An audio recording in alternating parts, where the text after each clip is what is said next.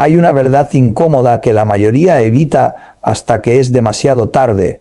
Jubilarse no significa estar a salvo, significa estar expuesto. Expuesto a tus decisiones pasadas, a tus hábitos, a tus silencios, a todo lo que elegiste ignorar mientras el tiempo parecía abundante. Y cuando ese tiempo deja de crecer y empieza a reducirse, ya no hay margen para errores ingenuos.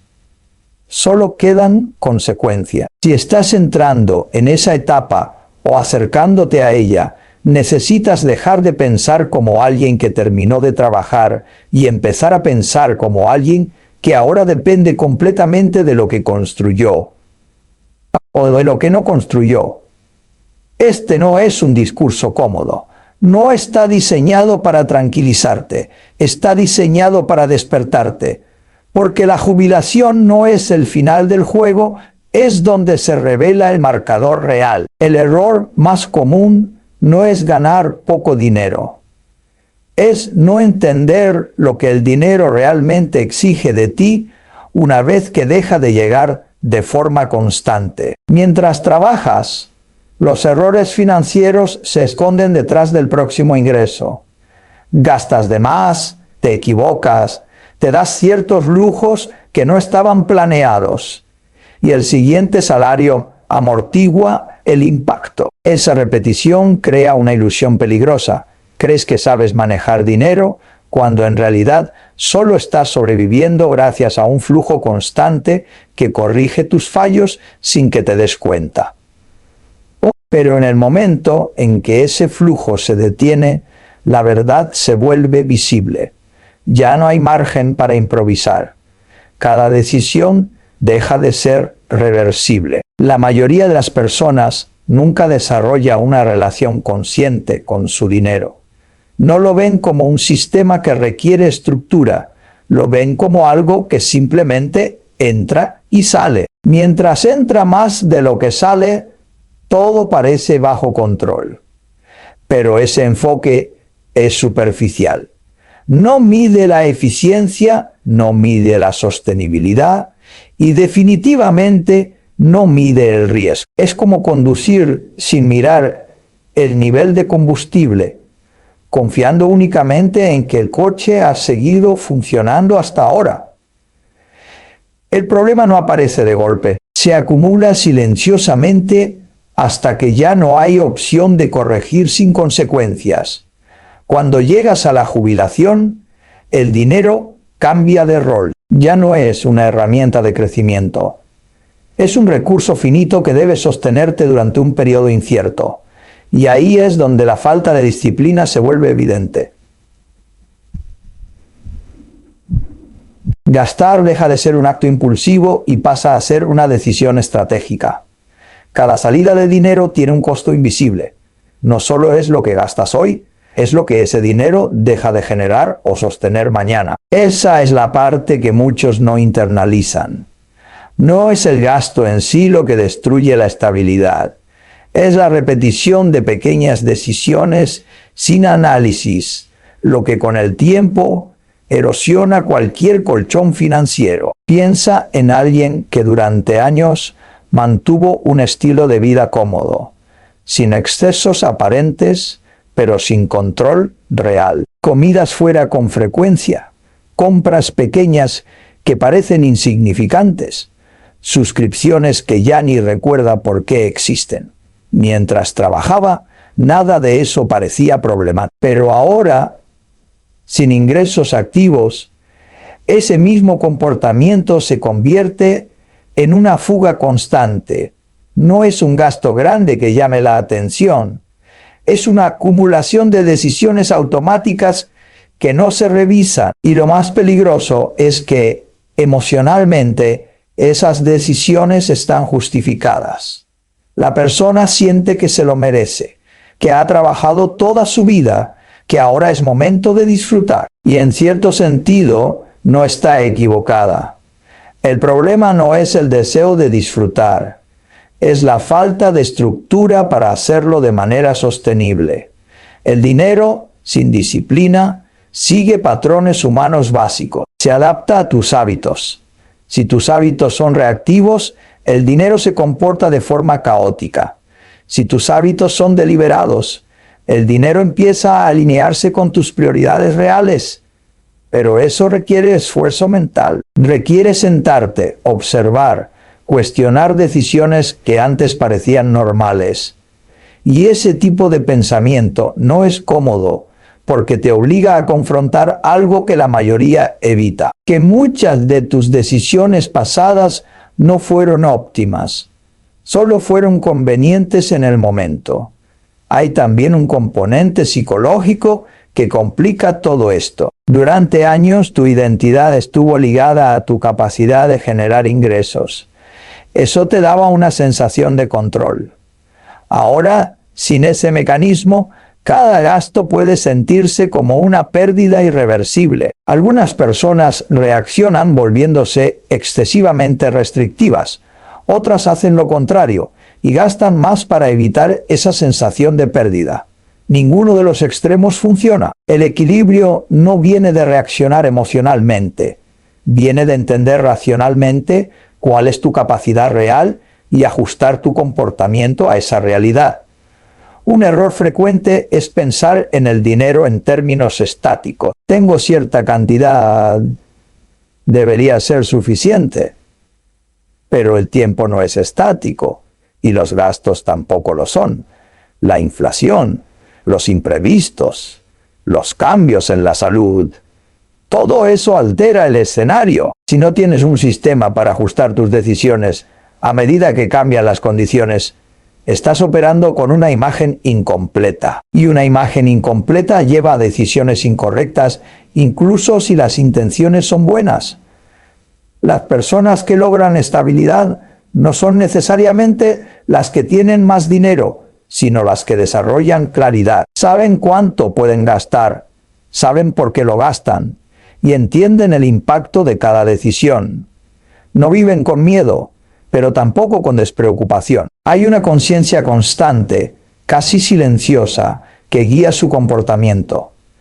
No necesitan hacer grandes sacrificios dramáticos, porque ya hicieron los ajustes necesarios antes. Eso es lo que la disciplina realmente significa. No es restricción extrema. Es alineación continua entre lo que haces y lo que realmente necesitas a largo plazo. La falta de esa alineación es lo que destruye resultados de forma lenta pero segura. No es una decisión catastrófica. Es una serie de pequeñas decisiones que no se cuestionan. Es elegir comodidad en lugar de claridad, repetidamente. Es evitar revisar tus números porque prefieres no enfrentarte a lo que podrías encontrar. Y ese patrón, con el tiempo, convierte incluso una buena situación inicial en una posición vulnerable. Administrar dinero en esta etapa no es un talento innato, es una habilidad que se construye con atención y honestidad. Requiere que dejes de pensar en términos de corto plazo y empieces a ver el panorama completo. Cada gasto es una elección entre presente y futuro. Cada elección implica un sacrificio, aunque no lo sientas de inmediato. Y entender eso no te limita, te protege. Al final, la verdadera libertad financiera no viene de cuánto acumulaste, sino de cuán consciente eres al usarlo. Porque el dinero, por sí solo, no toma decisiones, solo amplifica las tuyas. Durante años, la salud suele tratarse como algo que está ahí, funcionando en segundo plano, sin exigir demasiada atención mientras cumple con lo básico. Te levantas, trabajas, resuelves problemas, te adaptas al estrés y el cuerpo responde lo suficiente como para no interrumpir el ritmo. Esa consistencia crea una ilusión peligrosa. Crees que tu salud es estable cuando en realidad solo ha sido resistente. Y hay una diferencia importante entre ambas cosas. La estabilidad se construye con intención. La resistencia En cambio, solo retrasa las consecuencias. El problema es que la vida moderna recompensa la negligencia física en el corto plazo. Trabajar más horas, dormir menos, comer rápido, ignorar señales de fatiga, todo eso parece productivo, incluso necesario. Recibes reconocimiento por tu capacidad de aguantar, no por tu capacidad de cuidarte. Y poco a poco, sin darte cuenta, empiezas a negociar con tu propio cuerpo. Le pides más de lo que mantienes. Tomas prestada energía del futuro para sostener el presente. Y como el costo no es inmediato, el comportamiento se refuerza, pero el cuerpo lleva una contabilidad silenciosa. No protesta al principio, no exige atención urgente, simplemente registra. Cada mala noche de sueño, cada comida descuidada, cada periodo prolongado de estrés sin recuperación, todo queda acumulado. Y lo más incómodo es que esa acumulación no es lineal. No se manifiesta como pequeños problemas constantes que te obliguen a corregir. Se mantiene invisible durante años y luego aparece de forma más seria, más difícil de revertir, justo cuando tu margen de acción es menor. Cuando llega la jubilación, muchas personas esperan disfrutar de un tiempo que antes no tenían. Pero ahí es donde la realidad se vuelve clara. No puedes disfrutar lo que tu cuerpo ya no puede sostener. Actividades simples empiezan a requerir esfuerzo. Viajes que imaginabas durante años se vuelven limitados.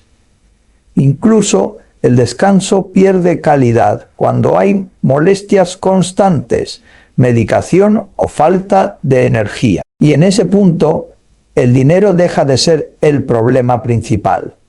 Puedes pagar tratamientos, consultas, medicamentos, pero no puedes comprar de vuelta la capacidad que no cuidaste. Hay una idea que muchas personas entienden demasiado tarde. La salud no es un gasto, es una inversión con retorno compuesto. Lo que haces hoy no solo afecta cómo te sientes mañana, afecta cómo vivirás dentro de 10 o 20 años. Y ese tipo de inversión requiere disciplina precisamente porque no ofrece gratificación inmediata. Comer mejor no siempre es placentero en el momento. Hacer ejercicio requiere esfuerzo. Dormir bien implica renunciar a ciertas comodidades o hábitos. Todo eso tiene un costo presente, pero evita un costo mucho mayor en el futuro. El problema es que la mente humana no está diseñada naturalmente para priorizar beneficios a largo plazo cuando el costo es inmediato. Elegir descansar en lugar de moverte, elegir lo fácil en lugar de lo adecuado, elegir ignorar una molestia en lugar de investigarla, son decisiones pequeñas que se sienten inofensivas, pero cuando se repiten durante años, crean una trayectoria. Y esa trayectoria, eventualmente, define el resultado. Piensa en dos personas con circunstancias similares. Una decide, de forma consistente aunque imperfecta, cuidar su alimentación, moverse regularmente, hacerse chequeos, escuchar a su cuerpo. La otra posterga esas decisiones, siempre con razones válidas en el momento. Falta de tiempo, cansancio, prioridades urgentes. Durante años, ambas parecen estar en el mismo lugar. No hay una diferencia visible significativa, pero con el tiempo, esa brecha se amplía, no de forma dramática al principio, sino gradual. Más energía en uno, más fatiga en el otro. Menos limitaciones en uno, más restricciones en el otro. Y eventualmente la diferencia deja de ser sutil. Lo más difícil de aceptar es que muchas de estas consecuencias eran evitables, pero no gratuitas. Requerían sacrificio, requerían disciplina cuando nadie estaba mirando, requerían tomar decisiones que no siempre eran cómodas ni socialmente reforzadas. Y esa es la razón por la que muchas personas no lo hacen. No porque no entiendan la importancia, sino porque subestiman el costo de no hacerlo. También hay un componente emocional que se ignora. Cuando la salud empieza a deteriorarse, no solo afecta lo físico, afecta la independencia, la autoestima, la sensación de control.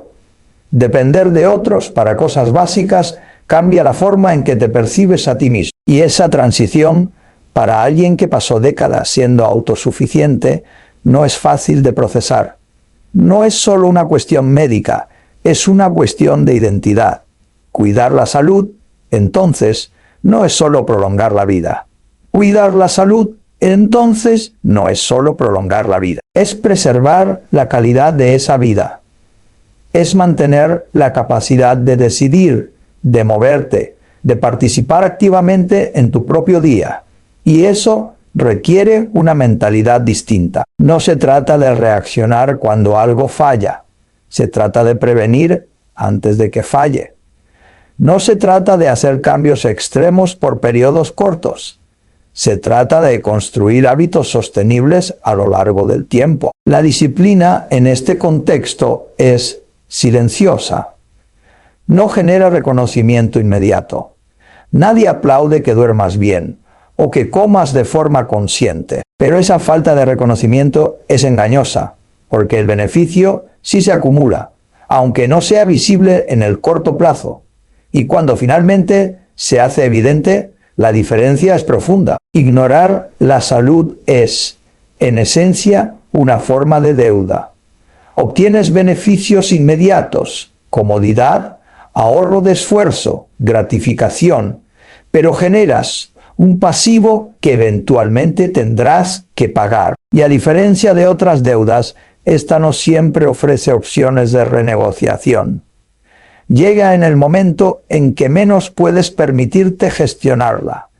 Entender esto no requiere miedo, requiere claridad, requiere aceptar que cada elección tiene un costo, incluso si no lo ves de inmediato, y que en el caso de la salud, ese costo no solo se mide en dinero o tiempo, sino en la forma en que vivirás los años que supuestamente estaban destinados a ser los más tranquilos. La soledad rara vez llega como un evento repentino. Casi nunca aparece de un día para otro sin señales previas. Es más precisa describirla como una construcción lenta, hecha de decisiones pequeñas, repetidas durante años, que en su momento parecían razonables. Priorizar el trabajo sobre una conversación pendiente. Posponer una visita porque habrá tiempo después.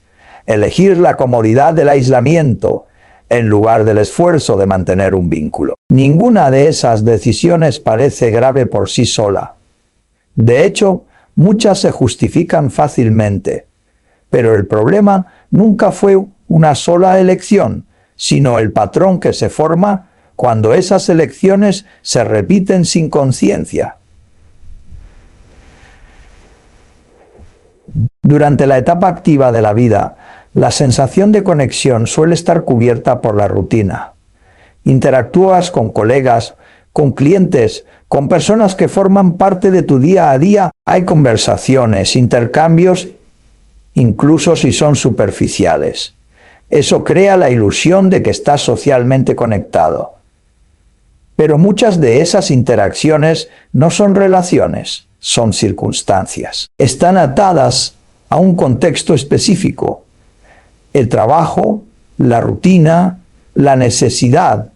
Cuando ese contexto desaparece, también desaparece gran parte de ese contacto humano. Y ahí es cuando se hace evidente qué relaciones eran reales y cuáles eran simplemente funcionales. Mantener relaciones reales requiere algo que muchas personas subestiman: intención sostenida. No basta con sentir afecto o valorar a alguien en teoría.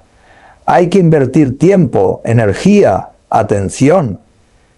Y ese tipo de inversión compite directamente con otras prioridades. Cuando estás construyendo una carrera, cuando estás resolviendo problemas diarios, cuando estás cansado al final del día, es fácil relegar las relaciones a un segundo plano. No porque no importen, sino porque no parecen urgentes. Y ese es el error central. Confundir lo no urgente con lo no importante.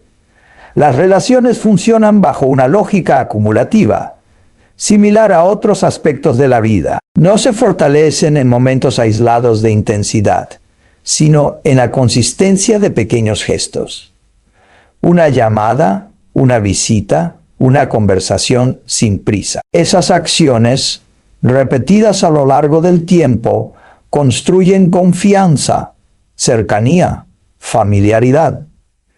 Pero cuando esas acciones se omiten de forma sistemática, el vínculo se debilita, incluso si no hay conflicto. La distancia no siempre es el resultado de un problema. Muchas veces es el resultado de la falta de mantenimiento. Hay una tendencia común a asumir que las personas importantes estarán disponibles cuando finalmente tengamos tiempo para ellas. Es una suposición cómoda, pero no siempre realista. La vida de los demás también avanza. Sus prioridades cambian, sus rutinas se ajustan, sus propias relaciones evolucionan.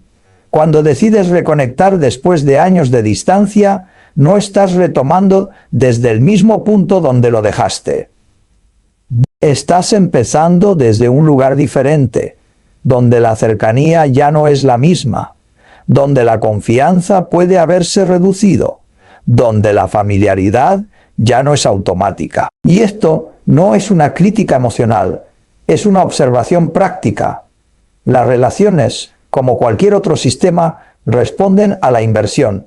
Si inviertes poco, recibes poco. Si inviertes de forma inconsistente, los resultados también lo serán.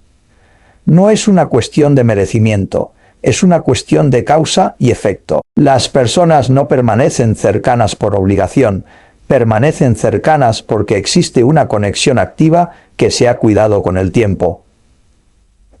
Cuando llega la jubilación, muchas de las distracciones que antes ocupaban tu atención desaparecen. Hay más tiempo, más espacio mental, menos urgencias externas, y es en ese silencio donde muchas personas se encuentran con una realidad incómoda. No tienen con quién compartir ese tiempo.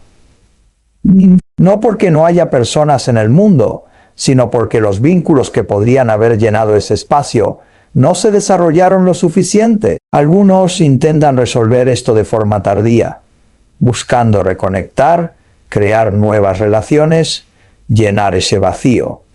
Y, aunque eso es posible, no es sencillo. Construir relaciones profundas requiere tiempo, vulnerabilidad, presencia. No se puede acelerar sin perder calidad. Y cuando la necesidad es inmediata, ese proceso puede sentirse frustrante. Es como intentar construir una red de apoyo en el momento exacto en que más la necesitas, en lugar de haberla construido gradualmente cuando no era urgente. También existe un componente interno que agrava la situación. Con el tiempo, las personas se vuelven más rígidas en sus hábitos, más selectivas en sus interacciones, menos dispuestas a invertir energía emocional en lo nuevo. Eso reduce aún más la probabilidad de formar conexiones significativas en etapas tardías de la vida. No es imposible, pero sí requiere un esfuerzo consciente que muchas veces no se está dispuesto a hacer. Lo que hace que esta realidad sea particularmente difícil es que no se percibe como un error en el momento en que se está cometiendo. Elegir trabajar más horas parece responsable. Posponer una reunión parece eficiente. Evitar una conversación incómoda parece prudente. Cada decisión tiene una lógica válida en el corto plazo, pero cuando se observan en conjunto, a lo largo del tiempo, El resultado es claro, una red de relaciones más débil de lo que podría haber sido. Y esa debilidad no se manifiesta solo en la falta de compañía. Se refleja en la falta de apoyo emocional, en la ausencia de perspectivas diferentes, en la reducción de experiencias compartidas. Las relaciones no solo llenan el tiempo, también enriquecen la forma en que interpretas la vida. Sin ellas, la experiencia se vuelve más limitada, más repetitiva, más centrada en uno mismo. Mantener relaciones requiere aceptar un tipo de sacrificio que no siempre es evidente. Implica dedicar tiempo cuando podrías estar haciendo otra cosa. Implica escuchar cuando podrías estar descansando. Implica ceder espacio cuando podrías priorizarte exclusivamente. Pero ese sacrificio tiene un retorno que no siempre se puede medir de inmediato. Se acumula en forma de confianza, de cercanía, de apoyo. Y cuando finalmente lo necesitas, ese retorno se hace visible. Ignorar ese proceso no genera un castigo inmediato, lo que lo hace aún más peligroso. No hay una señal clara que te obligue a corregir. Solo con el paso del tiempo, cuando las circunstancias cambian, se vuelve evidente lo que faltó construir. Y en ese punto, el margen de corrección es menor, no porque no haya opciones, sino porque el tiempo necesario para crear algo sólido ya no es el mismo. Entender esto no es una invitación a la culpa, sino a la conciencia, a reconocer que las relaciones no se sostienen solas, que requieren atención deliberada, que compiten con otras prioridades y que, si no se protegen, se deterioran. Y que al final, la calidad de tu entorno humano no es el resultado de la suerte, sino de cómo decidiste invertir tu tiempo y tu atención a lo largo de los años. Hay una suposición silenciosa que muchas personas hacen durante décadas sin cuestionarla, que cuando finalmente llegue el momento de descansar, el tiempo libre será suficiente para sentirse bien. Se imagina como una recompensa automática, como si la ausencia de obligaciones fuera equivalente a la presencia de satisfacción. Pero esa lógica ignora algo fundamental. El tiempo por sí solo no tiene dirección, y sin dirección, el tiempo no llena, desgasta. Durante la vida activa, la estructura viene impuesta desde fuera. Hay horarios, responsabilidades, problemas que resolver, metas que cumplir. Incluso si no disfrutas cada parte del proceso, esa estructura organiza tu mente, define tu ritmo y te da una sensación de avance. Sabes por qué te levantas, sabes qué tienes que hacer y al final del día puedes medir, aunque sea de forma imperfecta, que algo se movió. Esa sensación de progreso, por pequeña que sea, tiene un impacto psicológico profundo. Cuando esa estructura desaparece, no desaparece solo el trabajo, desaparece el marco que sostenía muchas de tus decisiones diarias. Y lo que queda es un espacio amplio que ahora depende completamente de ti. Al principio, ese espacio se siente como libertad. Puedes dormir más, hacer lo que quieras, moverte sin presión. Pero después de un tiempo, esa misma libertad empieza a volverse difusa. Los días pierden forma, no hay urgencia, pero tampoco hay dirección clara. Y ahí es donde empieza un proceso que muchas personas no anticipan, la sensación de vacío. Ese vacío no es necesariamente dramático, no aparece como una crisis evidente, es más sutil. Se manifiesta en una falta de energía, en una dificultad para encontrar motivación, en una repetición de días que parecen iguales. Y lo más incómodo es que no hay un problema concreto que resolver. No hay una tarea específica que, una vez completada, mejore la situación. Es una sensación difusa de que algo falta, pero no está claro qué. La raíz de ese problema es simple, pero no fácil de abordar. Durante años, la mayoría de las personas no construyó un propósito independiente del trabajo. Su identidad, su sentido de utilidad, incluso su valor personal, estaban ligados a lo que hacían profesionalmente. Y eso no es un error en sí mismo, es una consecuencia natural de dedicar tanto tiempo y energía a una actividad. El problema surge cuando no hay nada que ocupe ese lugar después.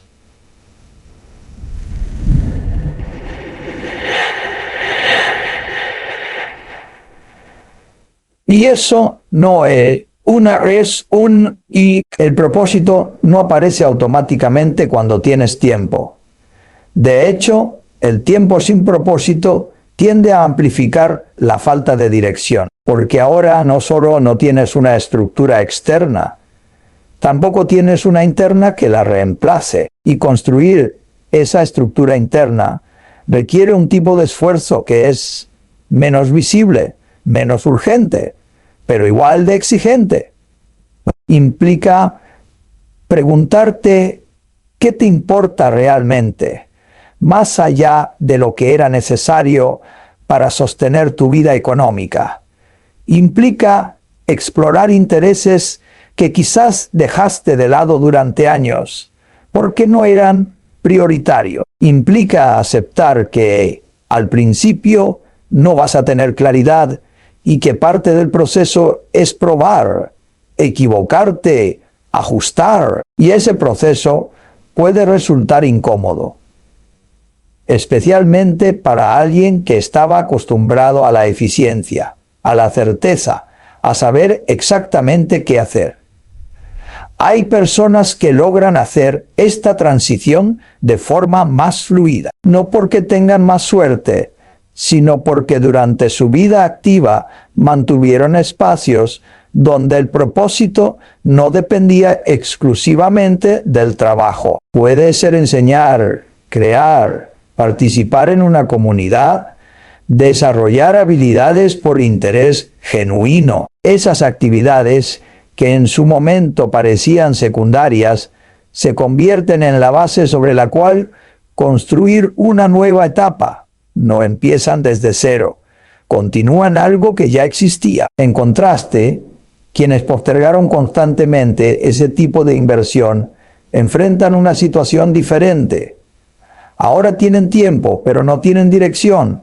Y sin dirección, el tiempo tiende a llenarse con lo más fácil: entretenimiento pasivo, rutinas repetitivas, actividades que no requieren esfuerzo mental. Nada de eso es problemático en pequeñas dosis, pero cuando se convierte en la estructura principal del día, el resultado es predecible: estancamiento. El cerebro humano necesita estímulo, desafío, una sensación de progreso, no necesariamente en términos de productividad económica, pero sí en términos de crecimiento o contribución. Cuando eso falta, la mente se vuelve menos activa, menos curiosa, más propensa a la apatía, y ese cambio no siempre se percibe de inmediato, porque ocurre gradualmente. Un día decides no hacer algo porque no es necesario.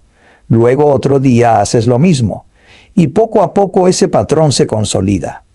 También hay un componente de responsabilidad que muchas personas evitan reconocer. Es más fácil atribuir esa falta de propósito a las circunstancias que aceptar que requiere esfuerzo deliberado construirlo. Porque construir propósito implica disciplina sin presión externa, implica hacer cosas que no son obligatorias, pero que sabes que son necesarias para tu bienestar a largo plazo. Y ese tipo de disciplina es más difícil que la disciplina impuesta por el trabajo, porque depende completamente de tu decisión. El costo de no hacerlo no es inmediato, lo que lo hace aún más peligroso. No hay una penalización clara al principio. Puedes pasar días, semanas, incluso meses sin una dirección clara y seguir funcionando, pero con el tiempo, Ese patrón empieza a afectar tu estado mental, tu energía, incluso tu salud. La falta de propósito no solo impacta cómo usas tu tiempo, impacta cómo te sientes respecto a tu propia vida. Hay una diferencia importante entre descansar y estancarse. El descanso es necesario, es parte del equilibrio, pero el descanso sin un retorno a alguna forma de actividad significativa se convierte en estancamiento, y el estancamiento prolongado en el tiempo reduce tu capacidad de reactivarte. Cuanto más tiempo pasas sin exigirte, más difícil se vuelve volver a hacerlo. Entender esto no se trata de llenar cada minuto con actividad. Se trata de reconocer que el tiempo necesita dirección para ser valioso, que la libertad sin estructura puede convertirse en una forma de deriva y que el propósito no es algo que encuentras de repente, es algo que construyes con decisiones pequeñas, repetidas, que le dan forma a tus días. Elegir construir ese propósito implica renunciar a cierta comodidad, implica aceptar que no todo el tiempo libre será fácil o placentero en el corto plazo. Pero ese es el mismo principio que se aplica en otras áreas. El valor real suele estar detrás de un esfuerzo sostenido. Y en este caso, ese valor se traduce en algo que no se puede comprar ni improvisar. Una razón clara para levantarte cada día con intención. Depender de otros no suele comenzar como una decisión consciente. Más bien es una serie de pequeñas concesiones que parecen razonables en el momento. Durante años es fácil asumir que pase lo que pase, habrá alguien disponible para ayudarte. La familia estará ahí, los hijos responderán, el entorno cercano actuará como red de seguridad.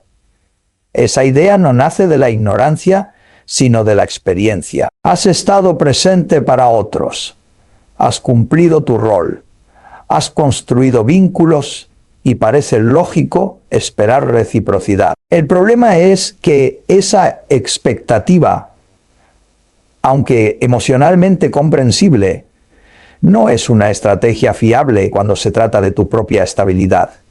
La vida de los demás no se detiene cuando tú cambias de etapa. Tus hijos crecen, forman sus propias responsabilidades, enfrentan sus propias presiones económicas, sus propias limitaciones de tiempo.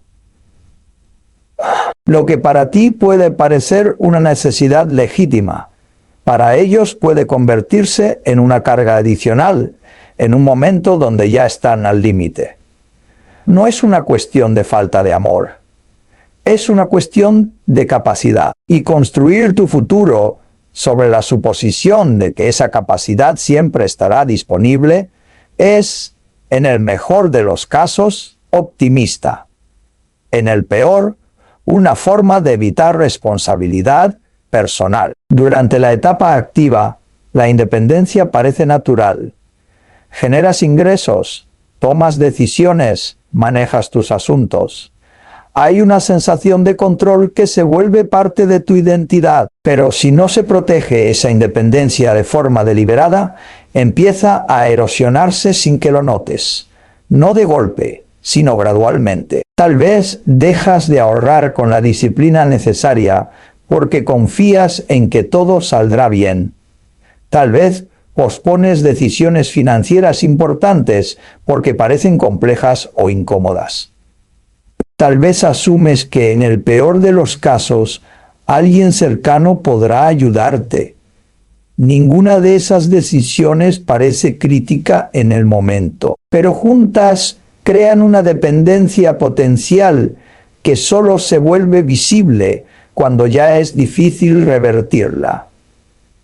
El problema de la dependencia no es solo práctico, es psicológico. Cuando dependes de otros para cubrir necesidades básicas, tu margen de decisión se reduce. Ya no eliges libremente cómo vivir. Empiezas a adaptarte a lo que es posible dentro de las circunstancias de otra persona. Eso cambia la dinámica de poder, incluso en relaciones cercanas. No necesariamente de forma explícita, pero sí en la práctica. Empiezas a considerar no solo lo que quieres, sino lo que es conveniente para quien te está ayudando. Y esa transición de autonomía a dependencia rara vez es cómoda. Hay un costo emocional que pocas veces se discute con claridad. Sentir que eres una carga, aunque nadie lo diga directamente, afecta la forma en que te percibes. Puede generar culpa, frustración, incluso resentimiento, no porque los demás te traten mal, sino porque tu posición ha cambiado. Has pasado de ser quien aporta a ser quien necesita. Y aunque eso es parte natural de la vida en ciertos casos, cuando podría haberse evitado o reducido, el impacto es más difícil de aceptar. La independencia, en este contexto, no se trata solo de dinero, se trata de mantener la capacidad de tomar decisiones sin presión externa. El dinero es una herramienta para eso, pero la raíz es más profunda. Es la disciplina de haber priorizado tu estabilidad cuando aún tenías margen para hacerlo. Es haber hecho sacrificios cuando era incómodo para evitar tener que hacerlos cuando ya no tienes opciones. Piensa en dos escenarios. En uno, una persona llega a la jubilación con recursos limitados pero con control. Ha ajustado su estilo de vida, entiende sus números, toma decisiones conscientes, no tiene excesos, pero tiene autonomía. En otro escenario, alguien con más recursos iniciales nunca desarrolló esa disciplina, gastó sin estructura, asumió que siempre habría una solución externa, evitó planificar. Con el tiempo su margen se reduce y eventualmente necesita apoyo.